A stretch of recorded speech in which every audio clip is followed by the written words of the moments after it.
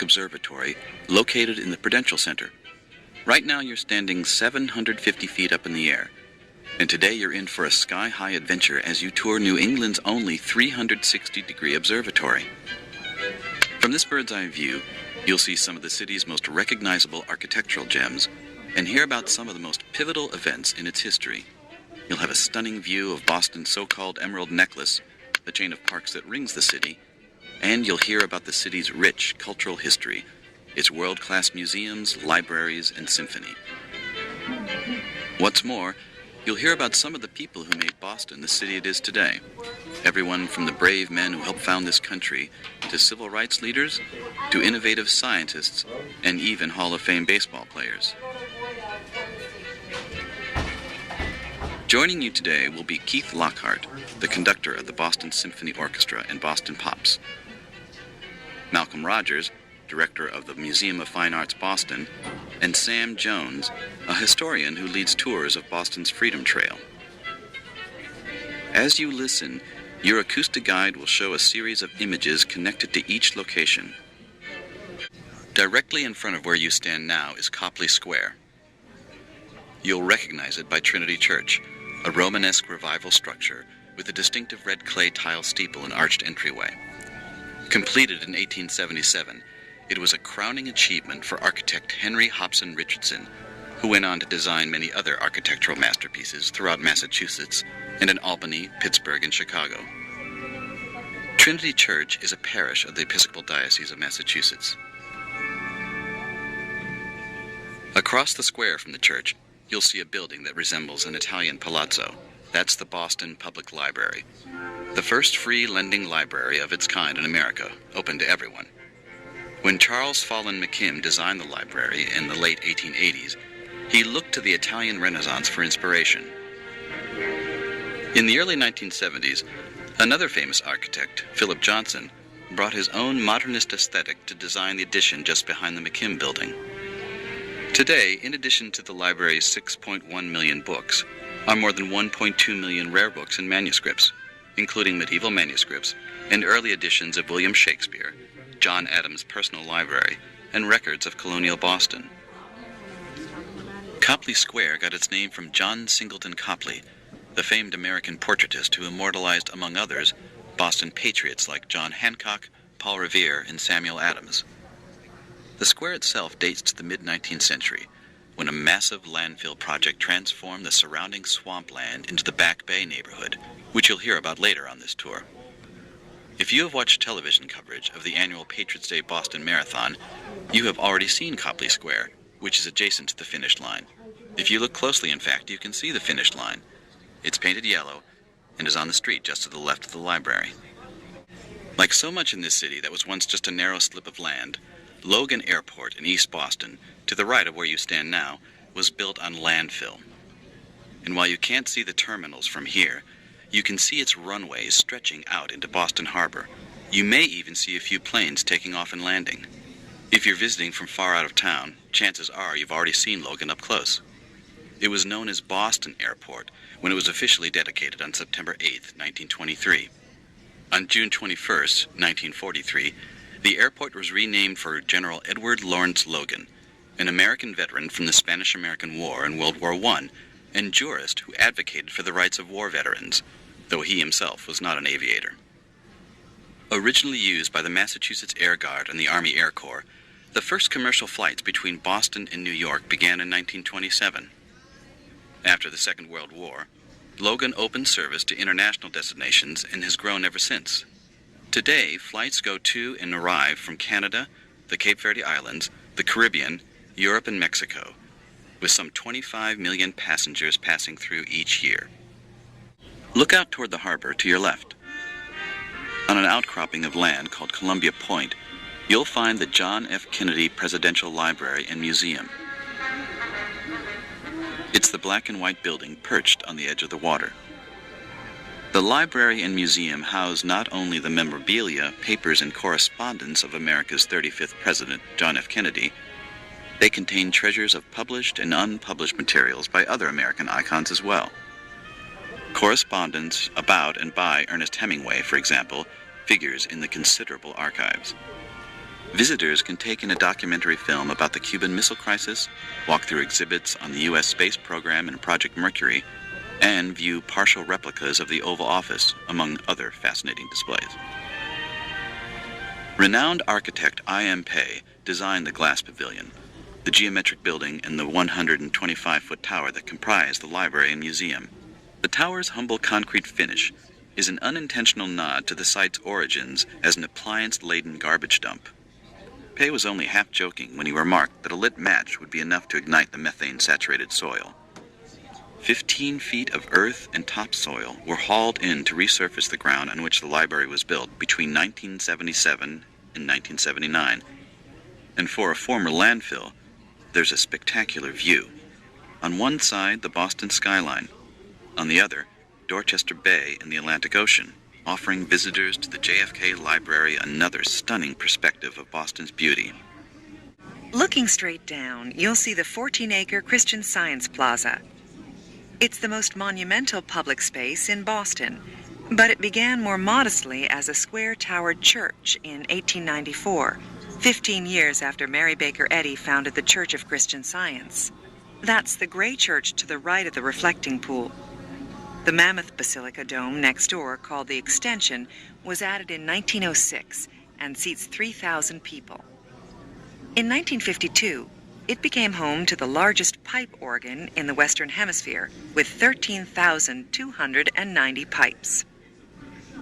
In the late 1960s, the famous architect I.M. Pei designed the sprawling plaza's other remarkable features, which include the sparkling reflecting pool. At 686 feet long and 98 feet wide, the pool is nearly twice as long and two-thirds as wide as a football field. The 80-foot diameter fountain at the pool's end sends water as high as 40 feet into the air.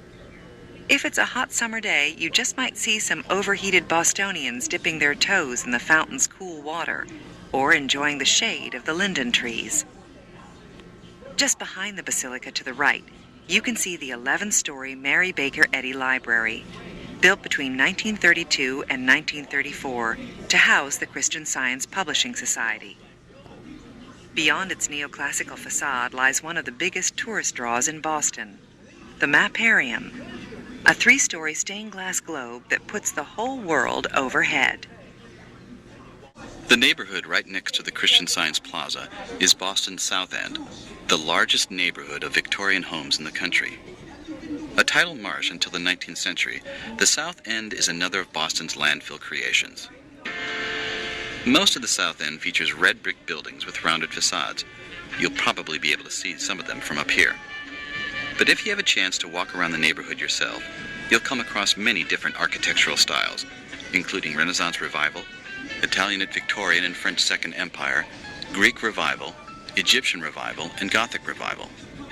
It's one of the most architecturally diverse neighborhoods in the country.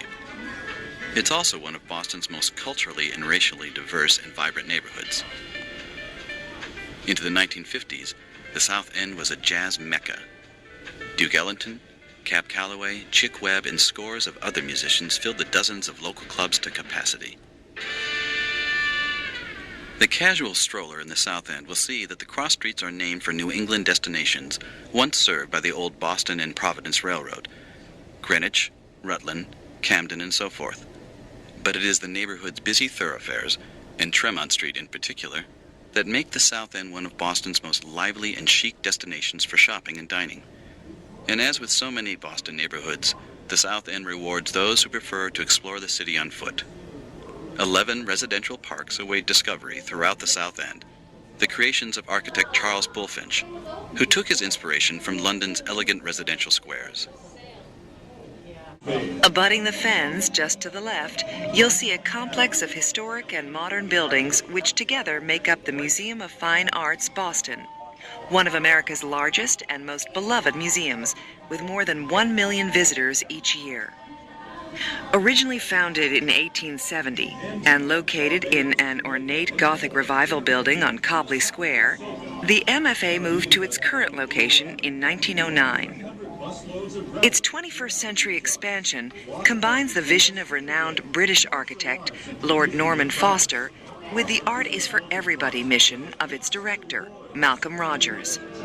The theme of my directorship has been opening up the museum, making it more accessible. So I'm particularly thrilled that in my time here, we've reopened the long-closed Avenue of the Arts entrance of the museum. We have 53 new galleries filled with American arts, paintings, drawings, sculpture, photography, and other works on paper. It's a transformation of the way we represent American art and culture here. Since moving to its current location a century ago, the Museum of Fine Arts Boston has been an ever-expanding trove of the world's most prized art and artifacts, from Impressionist masterpieces and Paul Revere's silver to Egyptian mummies, Asian Buddhas, and modern photography. Malcolm Rogers. A museum like this is full of treasures. A trip to Boston and New England is really incomplete without a visit to the MFA. Within our walls, you can see art from the whole world. We have wonderful programs for families and children, films, concerts, restaurants, a splendid store. There is always something happening here. That emerald diamond straight ahead is the legendary Fenway Park, home of the Boston Red Sox since 1912.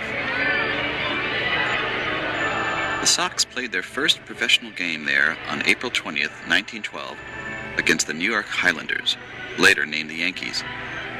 After 2 rain delays and 11 innings, the Sox prevailed 7-6. Fenway is the oldest professional ballpark in the country. It is also one of the quirkiest, with asymmetrical dimensions and features not found in ballparks elsewhere. A manually operated scoreboard is built into the 37-foot left field wall, better known as the Green Monster. At just over 300 feet from home plate, the Green Monster is a popular target for right-handed hitters looking to hit home runs. Left-handed hitters, including the great Ted Williams, have had a tougher time at Fenway. In 1940, 1 year after Williams joined the Red Sox, a bullpen was built in front of the right center field bleachers to shorten the distance that a left-handed batter had to hit to score a run. The bullpen was named Williamsburg. Another piece of Fenway history is the lone red seat in the right field bleachers, specifically section 42, row 37, seat 21. The seat marks the spot where Ted Williams hit the longest measurable home run off Fred Hutchinson of the Detroit Tigers on June 9th, 1946. The ball hit 502 feet before beating a napping fan on the head. That man was later quoted as saying, "How far away must one sit to be safe in this park? I didn't even get the ball." Look straight ahead, across the Charles River, to the dome building with the colonnade facade. That's part of the campus of MIT, the Massachusetts Institute of Technology. Its 168-acre campus stretches along the Charles River Basin in Cambridge, but it once stood on this side of the river. Founded in 1861, its original campus was located in the Back Bay. Today, with more than 70 Nobel laureates among its alumni, MIT is a monument to science and engineering. Behind MIT and to the left is the heart of Cambridge, the home of another great American university, and its oldest, Harvard. Founded in 1636, just 16 years after the Pilgrims landed at Plymouth Rock, Samuel Adams, John Hancock, and John Adams count among its most famous students. Noted for its distinct red brick buildings, Harvard's a little hard to see from here, but you may be able to pick out 2 of its steeples on the left in the near distance.